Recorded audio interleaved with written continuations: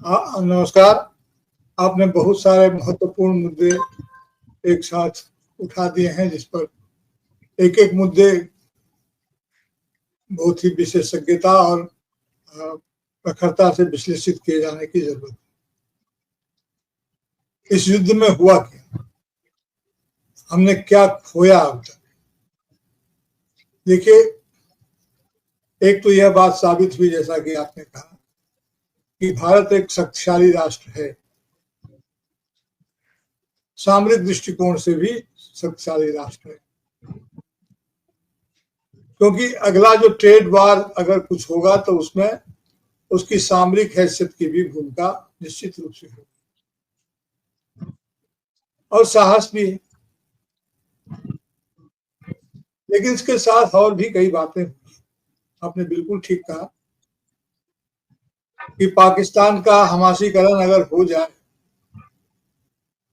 तो यह अब कहीं से ठीक नहीं होगा, और न भारत का इसराइलीकरण हो जाए, जो कि होना संभव नहीं है, क्योंकि भारत इसराइल है नहीं।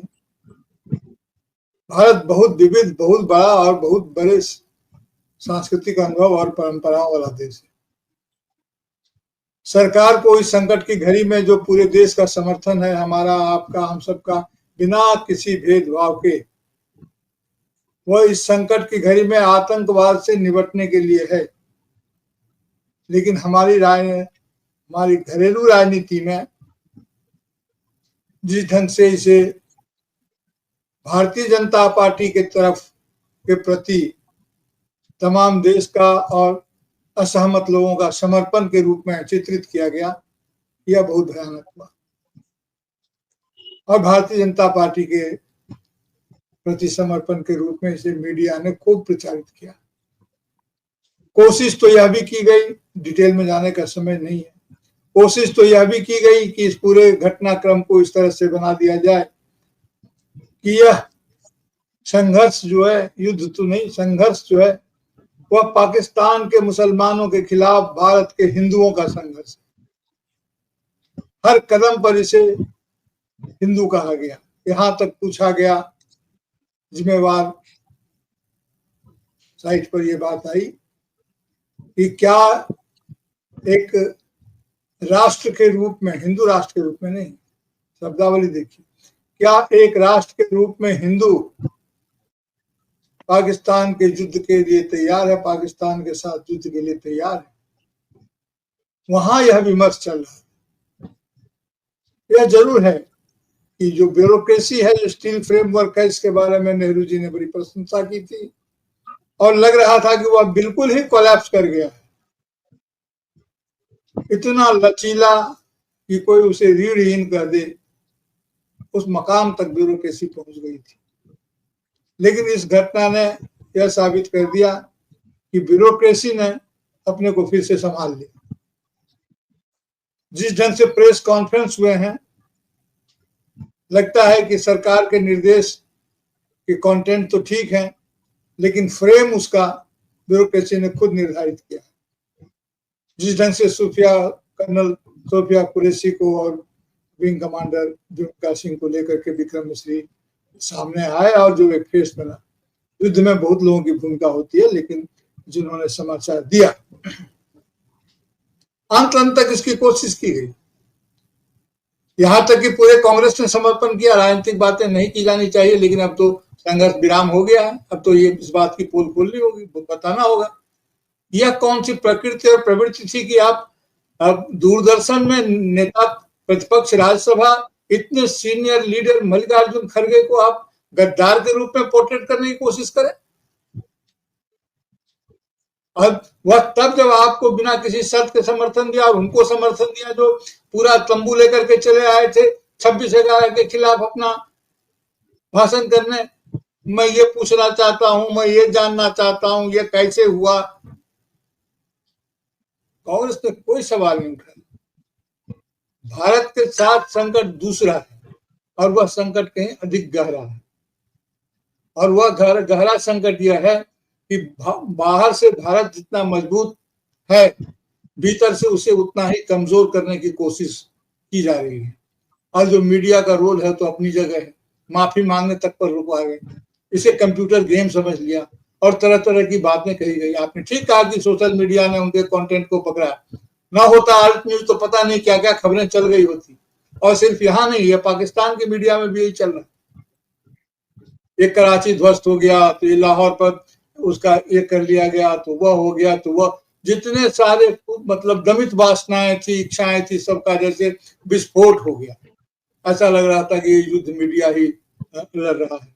यहाँ तक कि जब समझौता भी हो गया तो जो गलत सूचना दी गई, यह माना गया है, भारत सरकार ने कहा है कि अगर आतंक की कार्रवाई, अगर कोई भी घटना, आतंकी घटना होती है तो इसे वार ऑफ एक्ट माना जाएगा।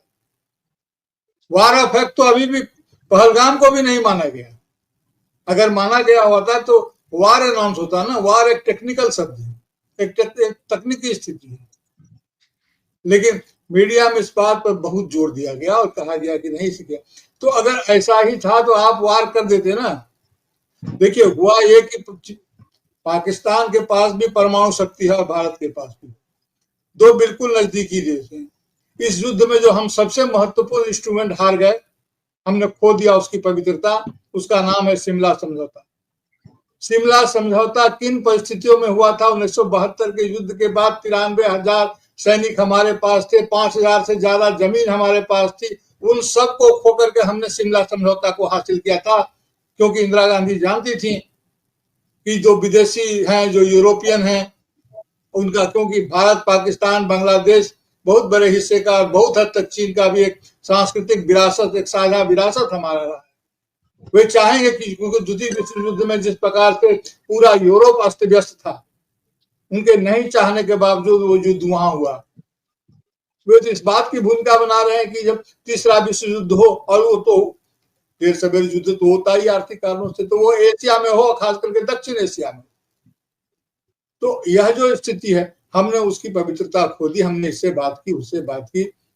हमारे प्रधानमंत्री सीधे बात कर सकते थे, हमारी व्यवस्था बात कर सकती थी। दो सर्वदलीय व्यवस्था में प्रधानमंत्री नहीं आए। यह क्या व्यक्तिगत गर्व या व्यक्तिगत पराक्रम की बात थी? आप नहीं आए, तमाम विपक्षी लोग गए, आपके मुंह से राष्ट्र ने एक शब्द नहीं सुना। हमारे, आपने ठीक कहा, अपने वैज्ञानिकों को, अपने सैनिकों को, अपने लोगों को हम सलाम करते हैं, लेकिन हमारा दिल छोटा है कि वक्त के कठिन घड़ी में हमारे वक्त के प्रधानमंत्री ने, इस समय के प्रधानमंत्री ने हमें संबोधित नहीं किया, हमें नहीं बताया। नोटबंदी की घोषणा जितने गर्व के साथ आकर के आप कर गए, जब प्राण का संकट देश पर आया, जो सीमावर्ती इलाके थे, आपने आकर के दो शब्द मरहम के नहीं कहे। उसके कारण थे कि यहां आकर प्रधानमंत्री के स्तर से कुछ ऐसी बातें कही जाती जो उनकी आदत के अनुसार अगर वो बातें होती तो इसकी जवाबदेही अंतर्राष्ट्रीय स्तर पर फिक्स की जाती। इसीलिए ऐसा कुछ नहीं कहने से बचने के लिए उन्होंने दूसरे लोगों को आगे कर दिया होगा, ऐसी मेरी मानता है। लेकिन हमें दुख है कि एक देश की सरकार के मजबूत होने का मतलब यह नहीं कि उस देश का नागरिक कमजोर हो जाए। पाकिस्तान की आप बुरी अवस्था है, पाकिस्तान ने अपनी स्वतंत्रता, अपने लोकतंत्र को आतंकियों के हाथ में गिरवी रख दिया है। जिन्ना ने भी नहीं सोचा होगा कि ऐसा लोकतंत्र, ऐसी स्थिति, ऐसी व्यवस्था पाकिस्तान में होगी। बहरहाल, आपने कहा गर्व करने के लिए हमारे पास बहुत कुछ है, चिंता करने के लिए बहुत कुछ है। इस बार चूंकि बांग्लादेश तो परमाणु शक्ति संपन्न नहीं है, पाकिस्तान ने अपने परमाणु शील्ड का इस्तेमाल भले किया होगा, मुझे नहीं मालूम, हम जिस स्तर के लोग हैं, साधारण नागरिक को क्या मालूम हो सकता है, लेकिन हो सकता है कि उसने अपने परमाणु शील्ड का इस्तेमाल किया हो तो बांग्लादेश की चाबी भरी जाएगी। आपने जो देखा वह कारण नहीं था कि ईस्टर्न कमान पूरी तरह से तैयार था, तो रास्ता इधर से खोला जाएगा। और तिस्ता का समझौता हो चुका है, तिस्ता जल का, सिंधु पर हम खड़े हैं, और उसमें यह बात कही गई है कि इशारा कर दिया गया है कि सेवन सिस्टर्स पर उनकी नजर है, क्योंकि इधर से लैंडलॉक है और उधर से जाना अधिक आसान है। तो तमाम तरह की जटिलताएं हैं। इधर नेपाल है, नेपाल को लेकर के भी भारत सरकार सावधान है, हालांकि वहां पर थोड़ा सा आश्वस्ति भी है। तो दक्षिण एशिया में कुछ हलचल या हड़बड़ी उस ढंग से ना हो, बहुत मुश्किल था इस का घोषणा होना। जिस तरह से घोषणा हो गई, हमारे प्रधानमंत्री घोषित किए होते, वो बोले होते कि हाँ हम युद्ध विराम में या संघर्ष विराम में जा रहे हैं, जो गलती सही हुई वो हम देख लेंगे, नागरिक से सुनिश्चित। एक बाहर का आदमी बोलता है इंडिया इंडिपेंडेंस एक्ट तो तब पास हुआ था। बहरहाल मेरा दिल भी भरा हुआ है। मैं सिर्फ ये कहना चाहता हूँ कि हमें गर्व भी है और इस गर्व में चिंता